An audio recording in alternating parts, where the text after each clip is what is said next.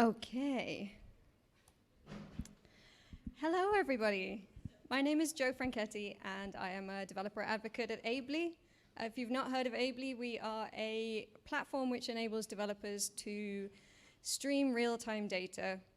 And as a developer advocate, my job is to write tutorials, to make demos, to do a lot of public speaking, to make it easier for people to understand how to use the platform.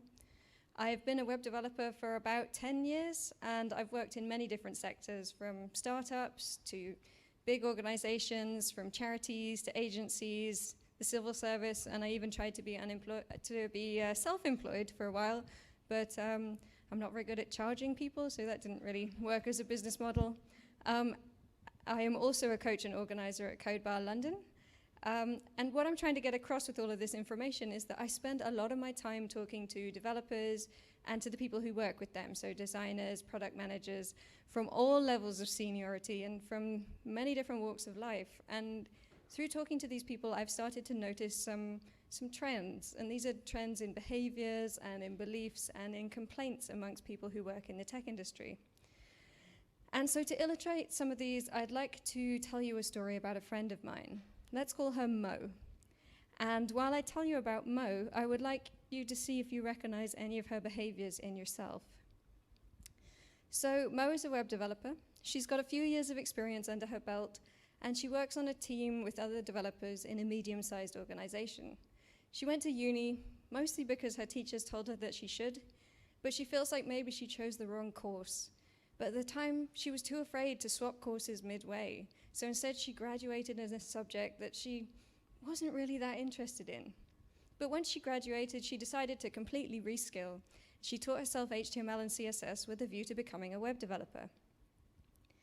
But because she was self-taught, she's always had this niggling worry that her skills as a developer are not quite at the same level as her peers. And sometimes she worries that she doesn't know the correct names or the correct techniques for the code that she's using. But she doesn't want to ask her colleagues for help because she's afraid of letting on that she doesn't know these things. She imagines that they'll judge her, or worse, they'll fire her. She has this sort of imagination of this look on their faces when they turn around and they say, "How do you not know that? That's so basic." So she tries to keep up with web technologies by reading a lot of tutorials and attending events and meetups, but sometimes she feels that everyone else just gets the things that she struggles with. There are people out there who are writing new and awesome frameworks and tools, while she's still just struggling to learn the previous one. And sometimes she just feels like a fraud. And Mo follows a lot of web celebrities on various social media platforms to help her stay up to date.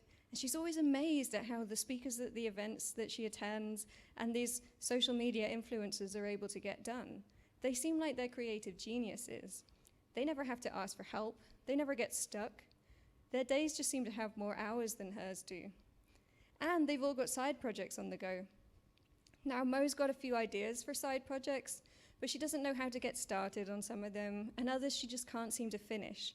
She's worried that people are going to judge them for being too unoriginal or too simple, so she never actually puts them in the public eye. She just keeps tweaking them indefinitely. And if she's really honest, sometimes she just doesn't want to face a side project. She sits at a computer all day at work. She doesn't want to do it when she gets home as well. And her worry about not keeping up with everyone and not being good enough tends to bother her throughout the day. Sometimes she's so worried that she can't concentrate on what she's doing. And then she worries that she's wasted time worrying. So she works longer hours and she takes fewer and shorter breaks. But she still doesn't ask for help because that would be giving her secret away. And in order to hide how worried she is about her own lack of knowledge, she starts attending more events and joining web-related organizations. And people often tell her that they don't know how she manages to fit it all in, but she just smiles and shrugs off their comments because that means that her cover is working. They're never going to find out that she's a fraud. And Mo sometimes finds that when she gets home from work or an event, she doesn't have the energy to deal with the chores that she needs to do around the house, or even with seeing friends. And her diet has become quite poor because of all the free pizza that she's eating. And she's drinking far more alcohol than she used to, but you know, it's a free bar, so what you gonna do? And even though she gets to bed late, she struggles to get to sleep at night because she can't seem to get her brain to switch off. It likes to switch between worrying about her workload and running lists of all the jobs that she hasn't got done because she's doing so many hours of work. And her ability to concentrate at work continues to suffer because of this worry, because of her lack of sleep, because of her poor eating habits. And she finds herself procrastinating instead of getting work done. She'll do email, she'll do social media, anything to put off actually getting started, because she's worried that when she does start, her work is going to be judged. And then she panics when she thinks that she's not got enough done during the day. And her daily stand-up meetings become this absolute dread every morning. Maybe her team is going to wonder why she's not being productive. Maybe they're going to fire her. By the way, her team think that she's doing fine. They only ever see the output of the extra hours of work that she puts in, not the hours of procrastination that come before it. And one day while she's at work, Mo gets a colleague from an email saying that they found a mistake in a piece of work that she did. And something inside of her just kind of snaps. And she runs to the bathroom because she knows she's going to start crying and she doesn't want anyone to see.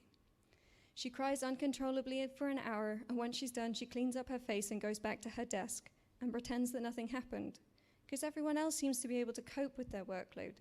They just tell her to buck up her ideas. It gets to the point where Mo sometimes can't even face going into the office, so she calls in sick on those days. But she tells her boss that it's her physical health that's suffering and not her mental health. And Mo's mental health continues to suffer. She feels like there's a constant weight on her chest. She has heart palpitations during the day, and she frequently jolts awake at night with her heart racing. Finally, Mo has a panic attack at work. Her breathing becomes sharp and shallow, her vision blurs, and she falls on the floor and can't get up. She finally reaches out to a friend with a message saying, "I can't breathe."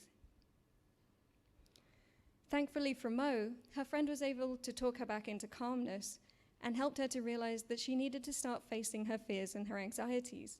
She started therapy, and she started learning about the causes of anxiety and stress. She learned that the kind of mental health issues that she was facing, which were anxiety related to imposter syndrome and perfectionism, actually plague many people in the tech industry, but often we don't talk about them. So if you recognized yourself in any of Mo's behavior, I'd like to talk you through some of it now. So I'd like to give you a short introduction to some of the things that Mo faced, along with some questions to ask yourself, some methods of recognition, and some self-care techniques, so that you don't ever have to go through what she did. Because I truly believe that the tech industry is an amazing place to be. We're changing the face of so many walks of life, and our own mental health has to be one of them.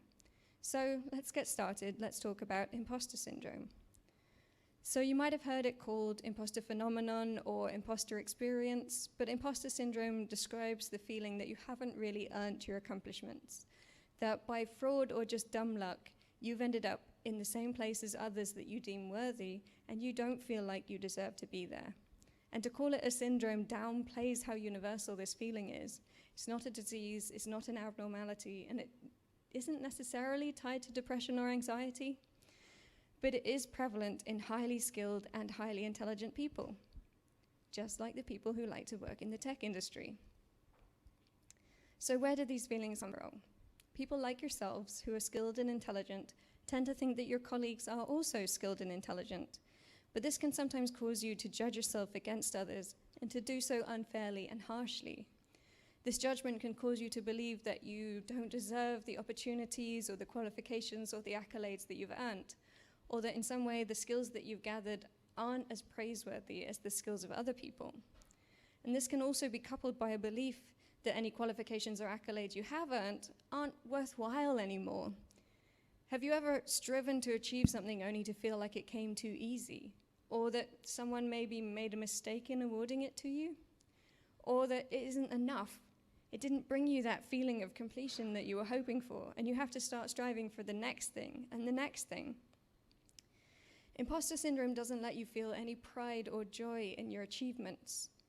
And another problem with imposter syndrome is that our fears can be intensified by a phenomenon known as pluralistic ignorance. This is where we doubt ourselves in private, but we never voice our doubts. We believe that we're alone in thinking that way because no one else is talking about their worries either. And this can be especially exacerbated by things like social media, where people tend to only present their best achievements and their successes. People rarely purposefully publish their mistakes or their self-doubts or their foibles. So it becomes really difficult to know how we're doing in comparison to our peers, or how difficult they find certain tasks, or whether or not they ever get stuck or need to ask for help, or whether or not they ever doubt themselves. This means that there's no easy way for us to dismiss the feeling that we're less capable than those around us. So, with a view to sharing how prevalent this issue is, I'd like to share with you some famous and incredible people who have suffered from imposter syndrome. So first off, Maya Angelou, who's written 11 books and won many, many awards, felt like she hadn't really earned her accomplishments. She felt like she'd run a game on everybody and that they were going to find her out. Even the seemingly confident and talented Emma Watson feels like she doesn't deserve her achievements. She said, "I don't deserve any of what I've achieved." And if you can believe it, even Albert Einstein experienced imposter syndrome. He described himself as an involuntary swindler whose work didn't deserve as much respect as it had received. And talking with others about imposter syndrome is the best way to start recognizing your fears for what they are. They're normal, but they're immaterial, and they're certainly unfactual. Whenever I'm worrying that everyone around me knows more than me or that I don't belong, I like to think of this thing that I call Schrodinger's imposter syndrome.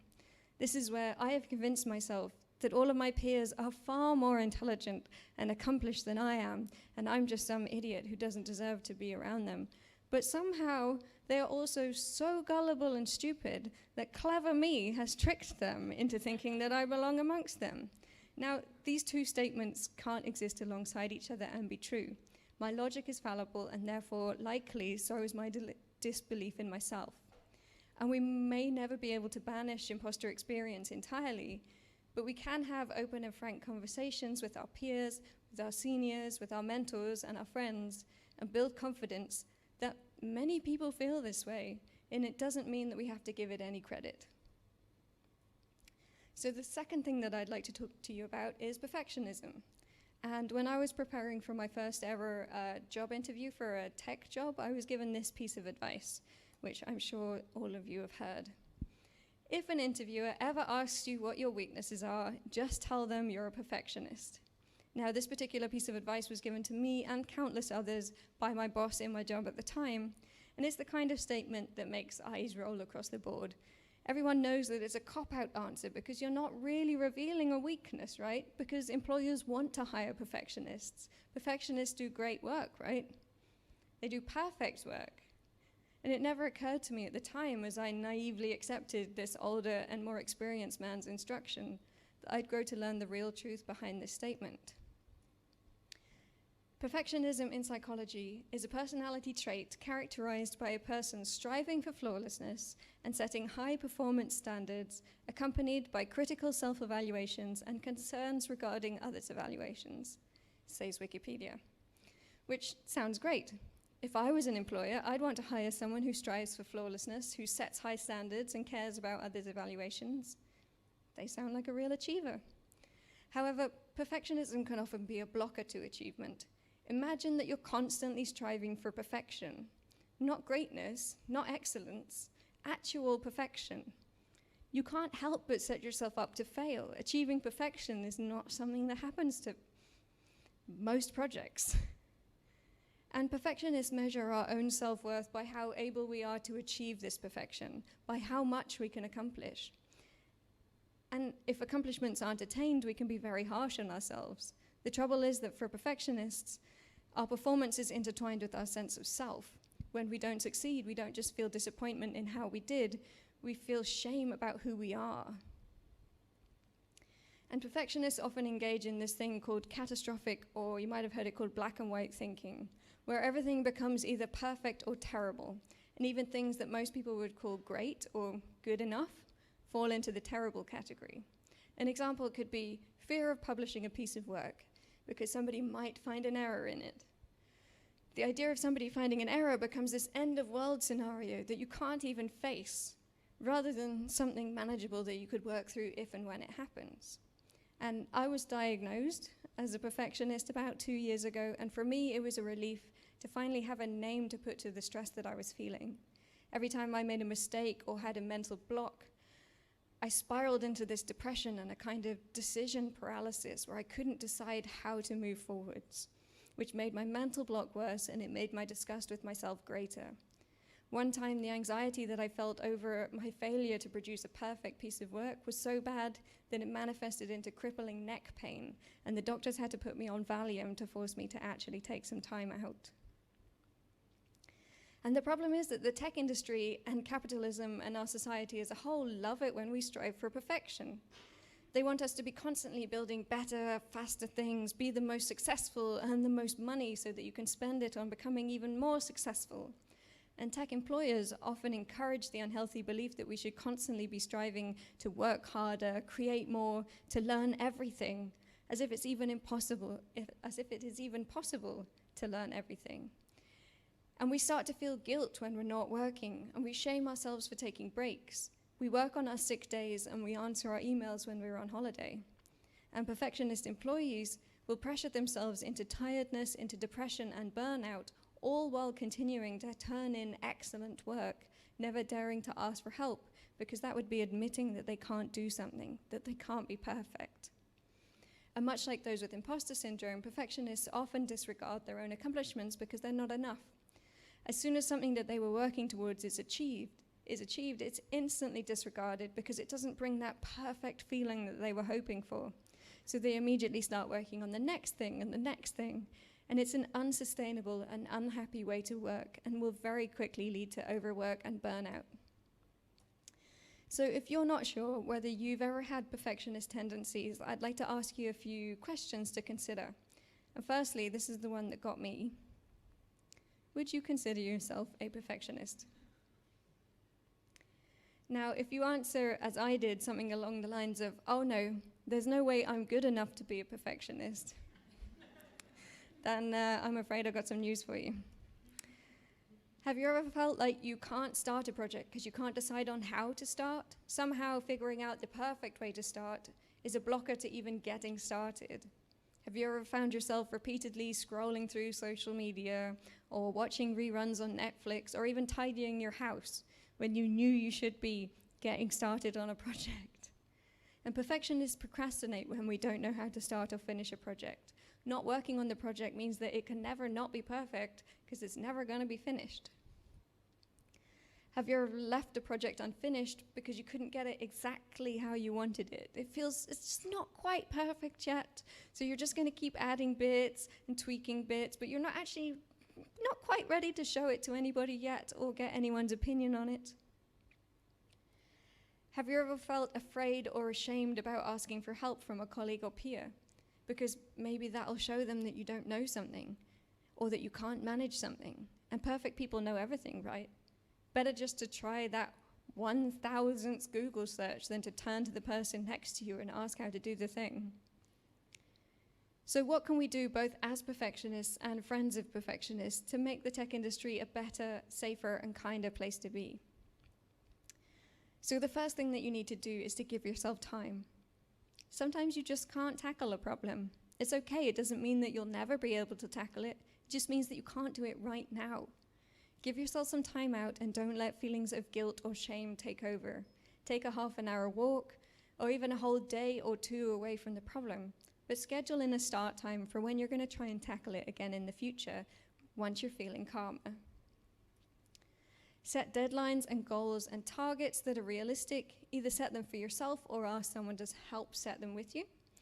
Too much freedom can be stifling for perfectionists. We need something to aim for and then to improve upon. Given a blank canvas, we'll panic or we'll procrastinate or we'll start and abandon multiple projects. Setting achievable goals will allow you to strive for perfection or excellence while removing the paralyzing nature of the open-ended task.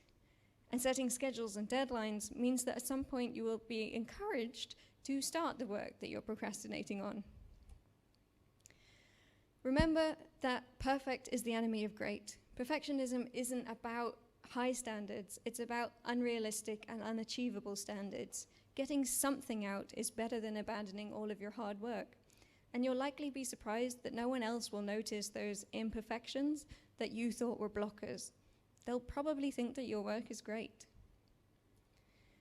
And try to acknowledge that you are your own most harsh critic. Most people don't expect perfection from other people. Perfectionists only think that they do. No one is going to judge you as harshly as you judge yourself. It's okay to make mistakes. Everybody does it. It's even okay to release code with mistakes in it. It's even okay if somebody sees a mistake in your code and tells you about it. You can thank them. You will learn something new. You will both move on with your lives, and the world will not end. It's easy to start putting yourself down when you don't meet your own unachievable expectations, but consider how you'd react if somebody said the things that you're thinking about yourself to one of your friends, or even if they just said them out loud. Now, this is one that really helps me. Try and think your fears through to their logical conclusion. Instead of the catastrophic or black and white thinking, like if I make a mistake in front of my colleagues, that would be the end of the world. Consider what the end of the world would actually look like. Consider the worst possible outcome of your fear, and then be honest with yourself about how likely that scenario actually is. And then you can start to consider how such an event might actually occur. So, let's say we've released some code, and it has a mistake in it. Instead of, oh my goodness, that would be the end of the world, let's think about the worst thing that could possibly happen. Our colleague finds a mistake. Our colleague stands up in the middle of the room and says, "You made a mistake. Get out. Never come back." And, it's shared around the entire internet that you made a mistake. You will never be hired in the tech industry again. Now, how likely is that outcome? Is it more likely that perhaps your colleague will go, "Oh, I noticed a mistake. Could you update that when you've got some time?" Yeah? Try and work your fears through to their logical conclusion, and you can get past that catastrophic black and white thinking. Teaching yourself to do this will save you hours of worrying. And the more that I've spoken about my experiences with perfectionism, the more people have told me about their own similar experiences. And with the tendency for intelligence and achievement in tech industry employees, it's perhaps unsurprising that so many of us suffer from perfectionism. And the more we talk about these issues, the less stigma we'll feel around dealing with them and around helping others through them. We can validate our own and each other's experience. It's okay to say, yeah, this is hard sometimes. Tech is hard. The more open and communicative we are about mental health in the tech industry, the more pleasant a working experience we can make for everyone. And so the final issue that I'd like to talk to you about, and that I'd like you to watch in yourselves for, is anxiety. And anxiety is an entirely normal and natural feeling. Worrying about a new experience or a scary situation is understandable. But anxiety becomes a problem if you're feeling it generally or if you're feeling it over a long period of time. There's a theory that says that we learn anxiety as babies, that when we're tiny and helpless, we are entirely reliant on being lovable enough for somebody to give us everything that we need. And for some of us, that need to feel loved and accepted and the worry that we're not good enough never goes away. And we constantly need assurance that we're doing okay in comparison to everybody else. And in the last few years, we've been given some really powerful tools for checking how we're doing in comparison to everybody else. Social media, of course, I'm talking about you. It gives us instant validation on our decisions and our life choices. Posting on social media gives us a means of presenting the lives that we want our lives to be, and to get validation in the forms of likes and comments. But we can't help comparing the actuality of our lives with the beautiful, idealized illustrations that others have put out there. And we can constantly stoke our own fear that we're doing less well than everyone else. And imposter syndrome and perfectionism can both be causes of anxiety and can impact on your mental well-being. And record numbers of people are experiencing poor mental health, according to the World Health Organization. Depression, anxiety, and suicide ideation are more common in the UK now than they have been ever before. And a good prediction of depression is self-criticism, which those with perfectionism and those with imposter syndrome are really good at. And worsening matters, being self-critical tends to lead to depressive symptoms, but those symptoms can then make your self-criticism worse, and it's a horrible loop. It's also been shown that one of the best protectors against anxiety and depression is self-compassion, which those of us who suffer from imposter syndrome and perfectionism are really not very good at. So how can we improve our self-compassion and our self-care? Because it really does take practice and patience. So firstly, the thing that I would suggest is you need to change where you look for validation. We're used to the ideas of the external signs of success. We get praise from our parents when we're younger. Our teachers give us grades to tell us how we're doing. We take exams and we do tests. And sometimes when we move on to a job or a career, we start feeling the need for that validation, but we can find it less readily. So we start looking to unhealthy sources for that validation. We want our boss to tell us that we've done a good job. We want to be on the highest salary that we can be on. We want the next Twitter or Instagram like. But the problem with external validation is that it's fleeting. 1 or 2 likes on social media can feel great, and a pay rise can feel amazing. But the problem is that the feeling eventually wears off, and we eventually go back to feeling insecure. Self-validation is the idea of accepting your own internal experience, your thoughts, your feelings, and your actions. And it's knowing within yourself that you're enough and you don't need to perform for others. It's accepting good enough instead of perfect, because really it is good enough. Learning self-validation will allow you to calm yourself when you're in that panic or anxiety state. And being calmer will allow you to manage your internal mean voice more effectively and remember to listen to your kinder voice. So how can we learn to self-validate? The first thing that I would say to do is, instead of instantly resolving to change your behavior, first learn to recognize it in yourself. When you find yourself engaging in negative thoughts about yourself, or in procrastination, or checking your work Slack too often, acknowledge it and consider it. Once you've reached a point where you can notice yourself engaging in that bad habit, then you can start reasoning with yourself over why and reflect on what is causing it. If you're feeling insecure, consider whether it's really you or a societal pressure that's making you feel that way. If you find yourself procrastinating, let yourself have the time. You clearly want it, but schedule in a start time for later on in the day. And if you're checking your work email at midnight, check it, close it, realize that you did it, put the phone down, don't let yourself do it again. But don't berate yourself for it. Acknowledge it, accept that it happened, consider it, and then reflect on what might have been behind the issue, where the thought has come from, and think about how you can manage yourself in the future. And speaking of reflection, do any of you ever have trouble getting to sleep at night? I have this thing where I put my head down on the pillow and my brain goes, oh, finally, you stopped with all the distractions. Let's go through all the embarrassing things that you did today. And I'm just sort of lying there sweating instead of getting to sleep.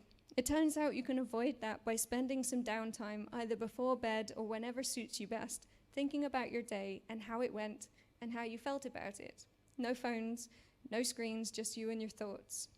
Try and consider only the facts of your experience and don't make assumptions. So, I got 3 bugs fixed today and I feel great about it. I haven't got that one bug fixed though, and that's sort of worrying me. Or, my friend cancelled on me for lunch and I'm kind of pissed. Those are all valid experiences and valid thoughts. I didn't get that bug fixed because I'm a failure and I'm rubbish at everything. That's an assumption and that's not a fact. If you catch yourself doing that, try and consider where that thought might have come from. Are you being driven by a need for perfection? Are you believing the stories of capitalism, or dare I say it, the patriarchy?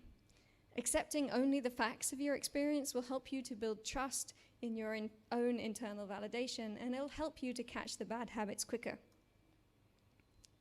And there are so many management methods for us to put in place. If you want it, there's work timing techniques like Pomodoro, there's extensions for your browser which can shut off social media over certain hours. Both iOS and Android let you turn your phone to grayscale during certain hours or grayscale out certain apps. If you have a tendency to work too many hours, try cutting down even in half-an-hour increments and see whether or not it makes a difference to how effective you're being. And allow your friends to help you through that catastrophic thinking. If you can't get through to that sensible way of thinking, next time you're having it'll be the end of the world scenario, just get your friend to turn to you and say, well, what then? After the world end, what happens tomorrow? But find the things that work best for you and give them a chance. And be truthful with yourself about what is and what isn't working, because we're really trying to change habits here and it takes time. And finally, get in touch with what helps to calm you when you're feeling anxious or overtired or just in need of a little bit of me time. For some people, it's a walk around the block or listening to music, meditation, or taking a bubble bath. But it has to be able to come from you and not from somebody else. It should be things that reduce your blood pressure and don't raise it. So posting to Twitter doesn't count. That's external validation. Texting your crush, also, sorry, doesn't count. Eating a kilo of chocolate or drinking a liter of coffee also don't count. Self-soothing is things that you can do for yourself to give yourself time to feel validated and happy and to step back out of that panic and anxiety state to a place where you can start thinking calmly again. And why am I telling you all of these things? Because I never want anyone else to go through what I did. In case you didn't guess, Mo is me. I don't want anyone to feel alone or unsupported, because I really think that by talking about it, we can increase awareness and learning about mental health in the tech industry. Because the tech industry can be a wonderful, empowering, and brilliant place to be, and we all deserve to be there. Thank you very much for listening.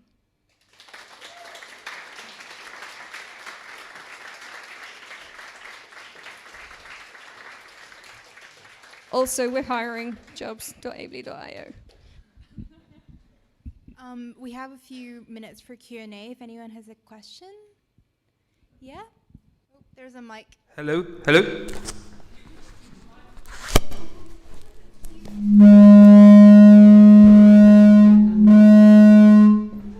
my goodness, that was scary. I'm not going to throw it over now. Like, Hello? Hello. Okay. Thank you so much. I really enjoyed that. One aspect that I wanted to know if you had any advice for was most of the stuff you talked about with perfectionism was if you're working on a project by yourself. For me, my form of hell is working on a project where other people can edit my documents. Because as a perfectionist, how do you mitigate other people coming in and editing your work? Because you didn't think you were making it perfect, but now other people are making it even less perfect. And you're like, please stop. So how would you say to mitigate that feeling that's not enforced by yourself, but by others? I think a lot of it is you having to learn to accept that perfection is not possible, and that you have to, at some point, accept good enough. And also remember that it's just work. I know maybe we're not allowed to say that, but trying to achieve perfection is just going to drive you to poor mental health. It's going to make you work longer and harder hours. It's going to make you unhappy. What would happen if somebody else edited your work and it wasn't perfect and it went out like that?